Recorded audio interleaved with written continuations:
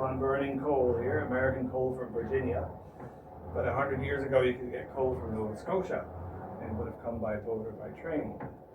Now all the coal mines are closed here in the province.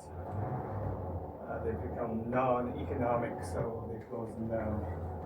Same with the steel. They were making steel in Cape Breton in 1885, so you needed both your raw materials to work your forge. So this is my blower. This is how I'm putting air in the fire.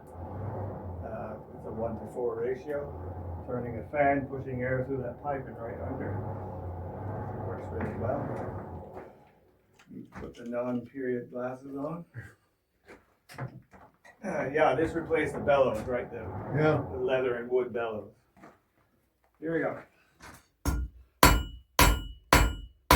So when the steel is orange like this, it's quite soft. You can actually work it because all the molecules have expanded. But it doesn't take long to cool off.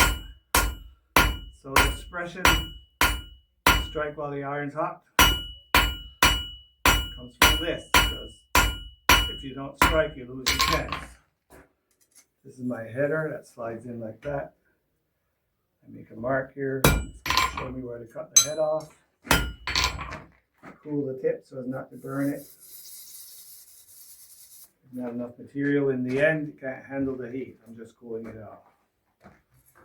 Back in the fire. Nothing happens quickly in a forge. You need to reheat, work, reheat, work.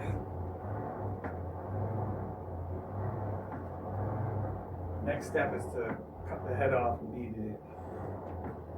All that work for one nail. Huh? That's why they made buildings with wooden pegs, because wood was free.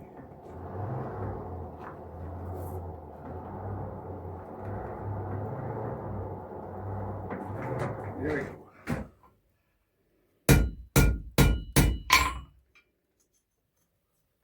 Twist.